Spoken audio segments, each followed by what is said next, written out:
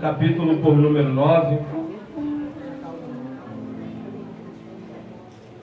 Glória, glória a Deus, Senhor. João, capítulo 9.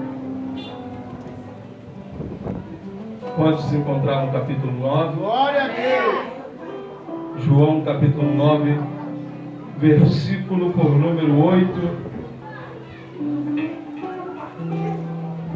João, capítulo 9, versículo por número 8.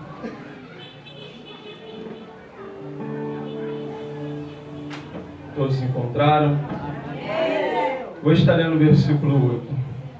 Então os vizinhos e os que antes o tinham visto quando mendigo perguntavam: não é ele que se assentava para mendigar?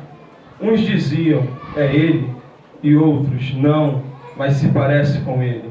Ele, porém, afirmava: sou eu mesmo. Você pode repetir no final? Sou eu mesmo. Pode se assentar somente até aqui se faz necessário. Meus irmãos, estamos diante de uma palavra muito conhecida no Novo Testamento. Quantos daqui dos meus irmãos nunca ouviram falar a respeito do cego de nascença? Essa história é uma história muito linda e ela reflete e mexe muito com a minha vida. E como o Espírito Santo, ele trabalha unicamente em todos nós, eu creio que vai refletir nessa noite na sua vida também. Diz a Bíblia que Jesus, ele nasce debaixo de uma promessa. Jesus, ele agora nasce, com 12 anos, Jesus, ele começa a conversar com os doutores da lei dentro do templo. Diz a Bíblia que dos 12 anos até os 30, Jesus, ele não está em evidência, ele some depois dessa conversa com os doutorados. Diz a Bíblia que Jesus agora, ele vai de encontro ao Jordão até João Batista, seu primo, filho de Isabel e Zacarias. Diz a Bíblia que quando ele chega no Jordão, João Batista agora, ele batiza Jesus. E João Batista, ele está olhando para Jesus, obreiro, e Jesus está dizendo: João Batista me batiza. E João Batista, ele está dizendo: não, Senhor, eu que tenho que ser batizado pelo Senhor. Eu não sou digno de desatar as sandálias dos seus pés. Só que a Bíblia diz que Jesus, ele diz para João: João, é necessário eu ser batizado por você para que se complete a obra do Senhor, para que se cumpra a palavra. Isso é interessante, que após Jesus ele ser batizado, ele vai para o deserto impelido pelo Espírito Santo para ser tentado pelo diabo 40 dias e 40 noites. Diz a Bíblia que o diabo, ele chega, confronta Jesus, ele tenta Jesus, só que ele não vence Jesus. Por quê? Porque Jesus, ele estava orando e jejuando. Diz a Bíblia que Jesus agora, ele retorna do deserto, ele começa ali a escolher os seus discípulos. Diz a Bíblia que Jesus, ele escolhe primeiro Simão, depois ele escolhe André, e assim sucessivamente até completar os seus 12 discípulos. E entre estes discípulos se encontra João, a qual é o autor deste livro. João, ele é mencionado como discípulo amado. João, ele é mencionado como aquele a qual se debruçava sobre os ombros do Mestre, a qual na Santa Ceia, Pedro, ele faz o sinal para João dizendo: João, pergunte qual dentre nós é o traidor. E Jesus, ele responde a João. Mas só que o interessante é que no capítulo 8 agora, uma mulher pega num ato de adultério, e você sabe que Jesus, ele escreve na areia e diz para todos aqueles a qual estavam apontando aquela mulher: quem não tem pecado, que atire a primeira pedra. Qual dentre vós que nunca pecou, que atire a primeira pedra nessa mulher? E é interessante porque ninguém tem coragem, ninguém tem capacidade de atirar a pedra na mulher. Por quê, igreja? Porque todos nós já fomos pecadores. E a epístola de João, ela diz que aquele que diz que não tem pecado, ele é mentiroso. E é interessante que agora o versículo 1 se inicia dizendo: passando Jesus, viu um homem cego de nascença. Olha que interessante. Jesus, ele está passando e ele vê um homem cego de nascença. Por quê? Porque Jesus, ele sempre está te vendo. Jesus, ele sempre está te observando. Por mais que você ache: Jesus não está me vendo, Jesus não está ligando para mim, Jesus está importando com a minha situação, mas só que Ele se importa com você. E diz a Bíblia no versículo 2: e seus discípulos lhe perguntaram: Rabi, quem pecou para que ele nascesse cego? Ele ou seus pais? E aqui nós vamos dar uma paralisada. Por que, igreja? Porque os discípulos, eles não estão fazendo uma pergunta errada. Eles estão fazendo uma pergunta certa. Porque o filho, ele era acarretado de uma maldição por causa do pecado dos seus pais. Lembra que Jesus, ele ensina lá nos primeiros livros, no Pentateuco, na Torá, que a maldição dos pais, ela visitava até a primeira, a segunda, a terceira e até a quarta geração. E aqui eu quero abrir um parênteses. Por quê, igreja? Porque tem coisa que você enfrenta, tem coisa que você passa, que ainda não foi você que cometeu, mas ainda assim você vai segurar. Talvez lá no passado a sua mãe, talvez lá no passado o seu pai, talvez lá no passado os seus avós, eles cometeram algo que não pegaram neles, mas só que pegaram em você. Lembra do endemoniado de Gadareno? Ele está preso, ele está acorrentado, mas nada consegue prender ele, nada consegue segurar ele. Mas por que, Ramão? Porque os seus pais começaram a criar aquilo que no livro de Levítico disse que não era para criar. Judeu, ele não podia criar porco, mas só que os seus pais estão criando os porcos. Judeus não podiam se misturar com coisas impuras, mas só que estava se misturando com coisas impuras. E eu quero te dizer nessa noite, para que não venha acarretar algo pior na vida dos seus filhos, observe por onde você anda, observe por onde você caminha. Lembra de Acã? A Bíblia diz que Acã lhe mete a mão no que não era para meter, Acã lhe pega o que não era para pegar. Morre só Acã? Não, morre Acã e sua família. Então não tem como você bater no peito e dizer: o que eu faço é responsabilidade minha. Não, acarreta na tua família. Mas só que Raabe, ela esconde os dois espias. É salvo só Raabe? Não, é salvo Raabe e sua família.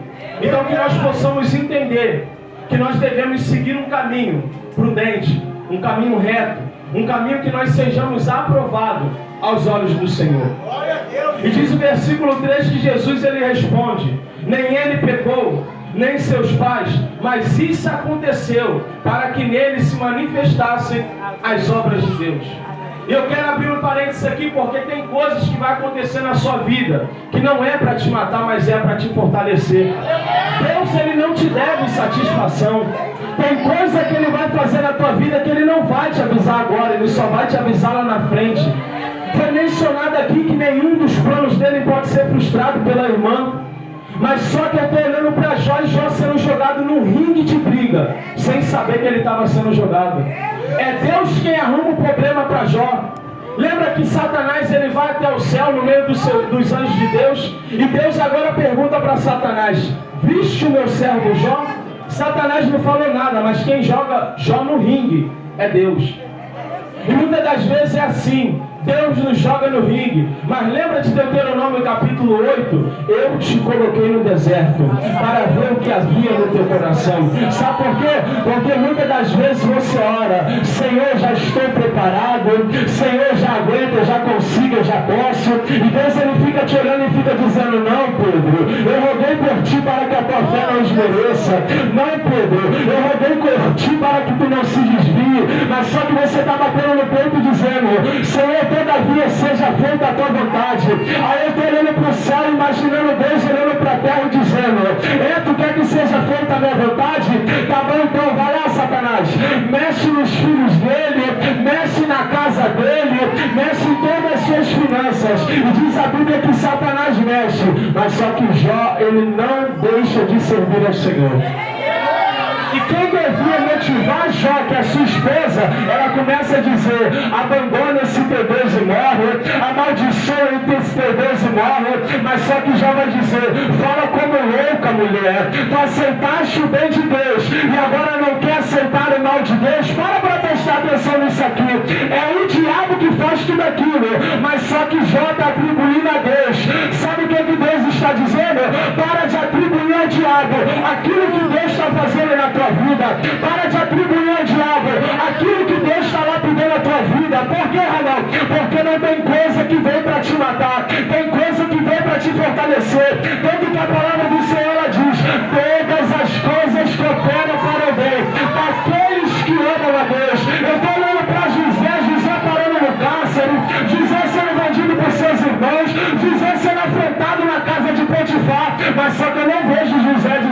Deus, por que está acontecendo tudo isso comigo? José apenas continua na posição. José apenas continua obedecendo. E o que eu acho interessante no livro de Gênesis é uma coisa: os 10 mandamentos são criados em Êxodo. Como que José vivia na base dos 10 mandamentos se ele é criado em Êxodo? Como que ele obedecia totalmente a Deus, os 10 mandamentos se é criado em Êxodo? Só que quem tem no Senhor, ele não precisa ficar criando pretexto, nem meio texto, nem muito texto. Ele apenas obedece e segue naquilo que Deus lhe chamou. Se Deus te chamou para comer jiló, come jiló. Se Deus te chamou para comer legume, come legume. Não adianta dizer, mas fulano anda desse jeito, mas Deus quer que tu anda desse jeito. Mas fulano faz dessa maneira, mas Deus quer que tu faz dessa maneira. Cada um foi chamado para a tua vocação. Qual é a tua vocação? Permaneceste na vocação que foste chamado. E diz a Bíblia agora que Jesus ele diz: enquanto estou no mundo, sou a luz do mundo. Jesus diz isso por quê? Porque ele diz para os seus discípulos: enquanto é dia, é necessário que trabalhemos, porque a noite vem aonde ninguém pode trabalhar. E eu te pergunto, enquanto é dia, você tem trabalhado? Esse dia aqui não é dia terreno, é dia espiritual. É o dia enquanto o inimigo ele ainda está preso, não está em evidência. Enquanto eu e você pode trabalhar, enquanto eu e você pode apresentar a palavra a alguém, enquanto eu e você tem almas sedentas lá fora precisando da minha e da tua palavra, precisando da minha e da tua ajuda, precisando do meu e do teu erguer. Por quê, amor? Porque tem almas perecendo lá fora, enquanto a gente briga aqui dentro. Tem almas perecendo lá fora, enquanto a gente disputa com a gente mesmo aqui dentro. Mas só que eu estou olhando para Jefité, pastor, os irmãos dele expulsando ele, e Jefité se encontrando com homens desocupados e botando os homens para ficar ocupados dentro da casa. Eu imagino Jefité dizendo: enquanto vocês brigam pela casa, a rua é minha. Pode brigar dentro da casa, que eu vou fazer o que vocês não fazem. Pode brigar dentro da casa, que eu vou ir onde vocês não vão. Pode se achar que está fazendo muito dentro da casa, que eu vou fazer do lado de fora o que vocês não fazem. E Jesus ele está dizendo: enquanto é dia, vamos trabalhar. Ramon, mas quem eu fui lá atrás, se eu disser a palavra, as pessoas não darão credibilidade. Aí eu estou olhando para Jesus no livro de João e ele dizendo: se não creem nas minhas palavras, creem pelo menos nas obras que eu faço. Aleluia! Não precisa você falar muito. As tuas obras, o teu cotidiano, o teu dia a dia vai mostrar quem você é. Me mostra Eliseu dizendo uma palavra para a sunamita. Nenhuma. Ele só fica passando na janela dela. Ele passa, e está a sunamita só olhando e dizendo: lá vai um santo homem de Deus. Eliseu está passando de novo e está a sunamita olhando e dizendo: lá vai um santo homem de Deus. E sunamita ela não fica só observando: lá vai um santo homem de Deus. Ela conversa com seu esposo e diz: vamos construir um quarto acima da nossa casa para esse homem. E isso é interessante, por quê? Porque sunamita não constrói em cima da casa nem no porão. Não constrói no meio da casa nem no porão, perdão. Ela constrói acima. Eu vou repetir de novo: ela não constrói no meio da casa nem embaixo. Ela constrói acima. E o homem de Deus, ele tipificava Deus. O homem de Deus, ele simbolizava Deus. E eu te pergunto nessa noite: aonde Deus tem ficado na tua casa? Deus tem ficado no meio, tem ficado embaixo, ou ele tem ficado em cima? Você tem colocado teu esposo, ou a tua esposa, teu filho, ou a tua filha como prioridade, ou você tem colocado Deus? Porque nada pode ficar acima de Deus. Eu costumo dizer nas igrejas: eu amo a minha esposa, mas o meu amor a Deus tem que estar acima do dela. Eu faço tudo por ela, mas se um dia eu estiver dividido entre fazer para Deus e fazer por ela, eu chego para ela e peço: amor, muito perdão, mas primeiro é para Deus. Então nós temos que compreender e entender: Deus tem que estar acima, não é no meio, não é embaixo. Interessante é que, tendo dito isso, cuspiu no chão e fez barro com a saliva, e aplicou-lhe sobre os olhos do cego. E disse: vai, lava-te no tanque de Siloé, que significa enviado. Ele foi, lavou-se e voltou enxergando. E olha que interessante, no versículo 6. A Bíblia ela nunca menciona nada por acaso. Todo contexto, todo texto, ele tem um pretexto. E Jesus agora ele cospe no chão e faz o lodo para untar os olhos daquele cego. E na primeira vez que eu li isso aqui, eu fiquei apegado nisso, por quê? Porque tem um outro cego que Jesus cura, mas ele não cura da mesma maneira. Então significa que a cura, ela não é unitária, ela tem diversas formas. Tem gente que vai ser curada por falar, tem gente que vai ser curada com a imposição de mão. Mas olha que interessante, segundo o estudo judaico, segundo os historiadores, quando um homem passava perto de um cego, porque esse cego ele não podia entrar dentro do templo, ele era desprezado diante da sociedade. Para a sociedade ele não era ninguém, para a sociedade ele não tinha mais jeito. As pessoas olhavam para ele e diziam: esse daí não tem mais solução, ele nunca mais vai voltar a enxergar. E no final de todas essas falas, meu amigo Max, a pessoa cuspia no chão. No final de tudo que a pessoa falava, ela cuspia no chão. E olha que interessante, tudo o que esse homem passa ouvindo a tua vida inteira é a mesma coisa que Jesus repete.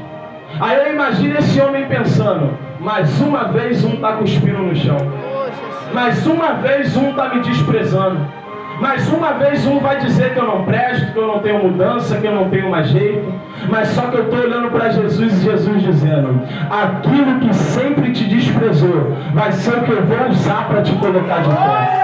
Aquelas pessoas que sempre te desprezaram, aquelas pessoas que sempre judiaram de você, aquelas pessoas que sempre disseram que não precisava da tua ajuda, aquelas pessoas que disseram que tu não era nada, que tu não era ninguém, que tu não chegaria a lugar nenhum, que tu não teria uma família, que tu não teria um casamento, que tu não construiria uma casa, que tu não viveria da maneira que tu ia querer. Mas só que Deus me trouxe aqui nessa noite para te dizer: o que tu sempre escutou te desprezando vai ser o que tu vai escutar te levantando. O cuspe que tu ouvia dizendo que tu não era nada, hoje tu vai ouvir dizendo que tu é tudo. Por quê, irmão? Porque tu és a menina dos olhos de Deus, você é importante para Deus. Enquanto alguém está dizendo despede Jesus, enquanto alguém está dizendo joga fora, manda fora, eu olho para o céu, Jesus dizendo: não, nenhum dos que vieram a mim eu perdi, a não ser o filho da perdição. Nessa noite você escolhe o quê? Você escolhe ser filho da perdição ou você escolhe ser filho da salvação? E agora Jesus ele faz o lodo, um dos olhos daquele homem, e diz para ele ir até o tanque. E gente, vem cá, eu sou uma pessoa que eu sou doido, não sei se perceber ainda.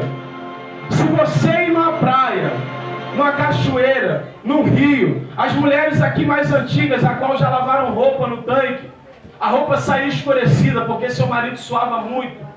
Quando você terminava de lavar a roupa, que você enxaguava, que você estava cansada, que você se debruçava sobre o tanque, qual era o que você via? Qual era a coisa que você via refletindo diante de você? Era você mesmo. Você olhando para a água, você vê sua própria reflexão.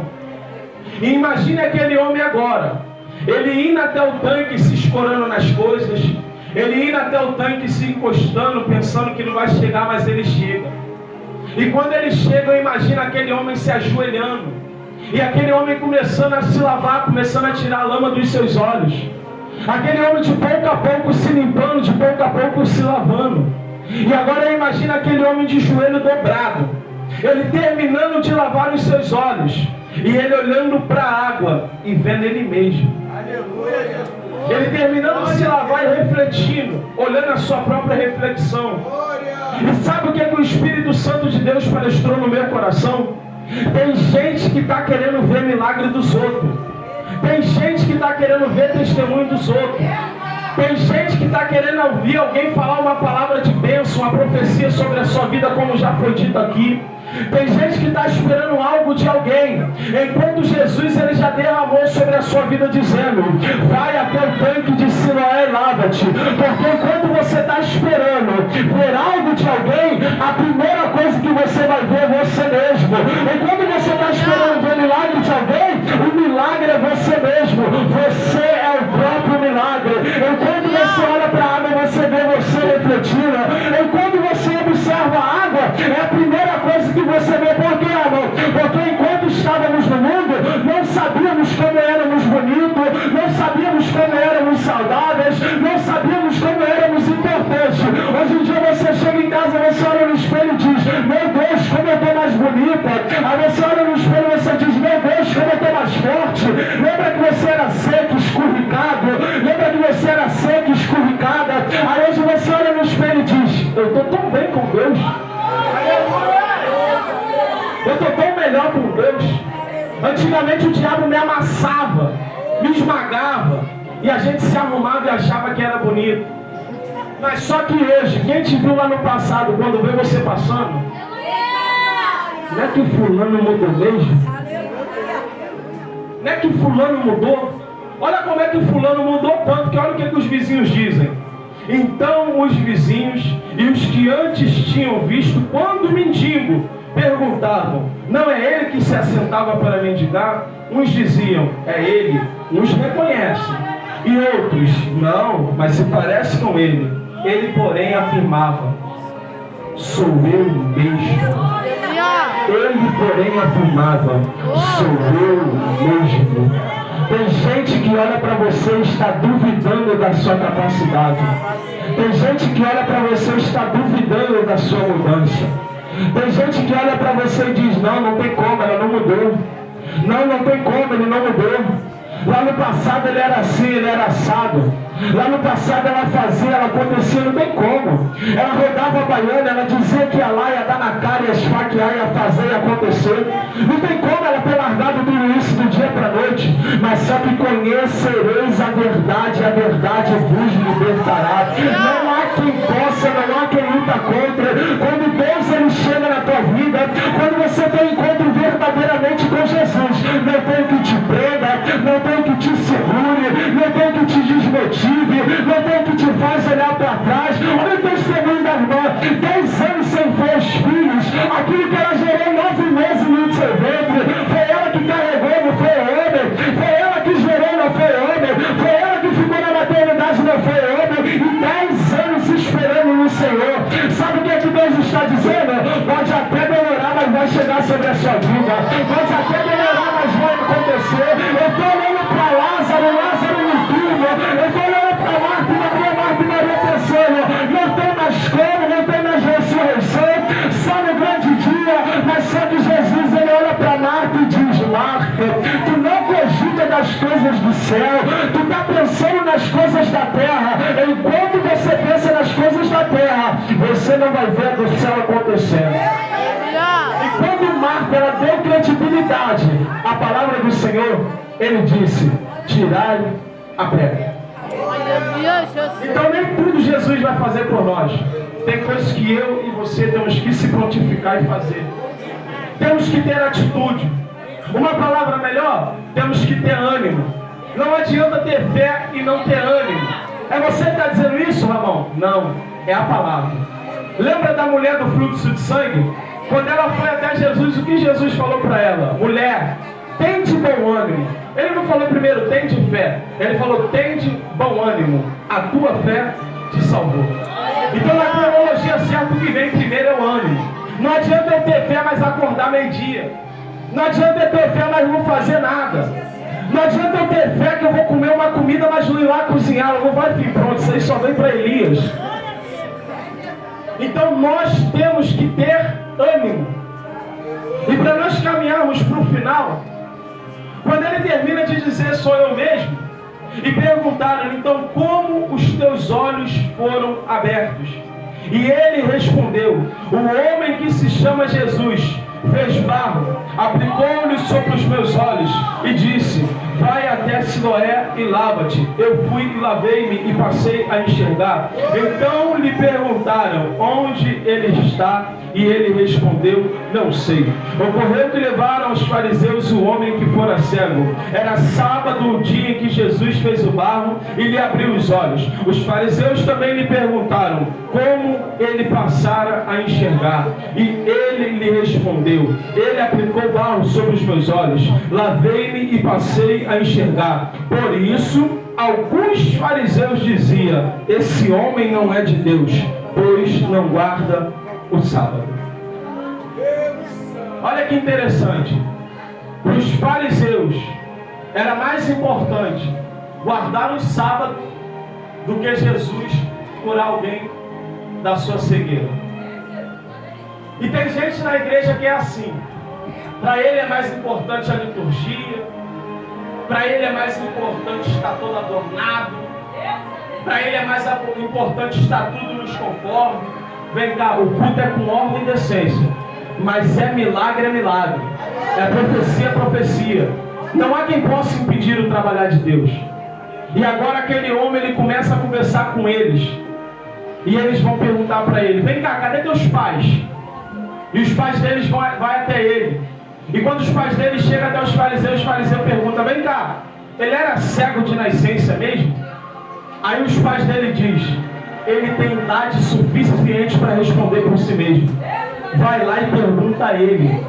Sabe o que Deus está dizendo? Tem situações que vai acontecer na tua vida que você tem idade suficiente para responder por você mesmo. Tem coisas que vai chegar diante de você que você vai ter que ter uma palavra temperada com sal para provar para cada um a edificação da sua fé e da sua esperança. Eu estou olhando para esse homem, ele dizendo: olha só, ele me curou da minha cegueira, mas se vocês não quiseram me curar, se vocês não quiseram fazer nada, agora eu lhes pergunto: vocês querem ser discípulo dele? Glórias a Deus. E ele diz: não, discípulo dele és tu, nós somos discípulos de Moisés. Mas vem cá, se eles são discípulos de Moisés, e Moisés escreveu: amar o teu próximo como a ti mesmo, por que estão desprezando o cego? O texto não diz amar o teu próximo como a ti mesmo, menos cego.